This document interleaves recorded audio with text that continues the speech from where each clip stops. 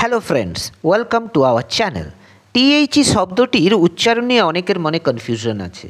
অনেকে এর উচ্চারণ দি করে, আবার অনেকের উচ্চারণ করে দা। এখন প্রশ্ন আসতেই পারে, এই দুটি উচ্চারণের মধ্যে কোনটি ঠিক? আসলে দুটি উচ্চারণই ঠিক। আজকের ভিডিওতে আমরা শিখব কখন কোন উচ্চারণটি করতে হয়। তাহলে দেরি না করে ভিডিওটি শুরু করা যাক।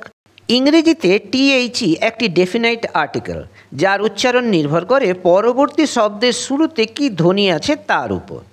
টিএইচই মানে দি। টিএইচির পরের শব্দটি যদি ভাওয়েল বা স্বরধ্বনি দিয়ে শুরু হয় তবে টিএইচির উচ্চারণ দি হবে, যেমন দি অ্যাপেল, দি এলিফ্যান্ট ইত্যাদি। টিএইচই মানে দা। টিএইচির পরের শব্দটি যদি কনসোনেন্ট বা ব্যঞ্জনধ্বনি দিয়ে শুরু হয় তবে টিএইচির উচ্চারণ দা হবে, যেমন দ্য বুক, দ্য ক্যাট ইত্যাদি।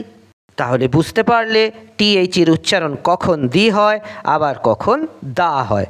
এবার থেকে নিশ্চয়ই সঠিক উচ্চারণটি করবে।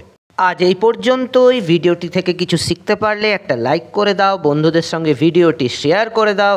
আরও এরকম ভিডিও টিউটোরিয়াল পেতে আমাদের চ্যানেলটি সাবস্ক্রাইব করে দাও। Thank you.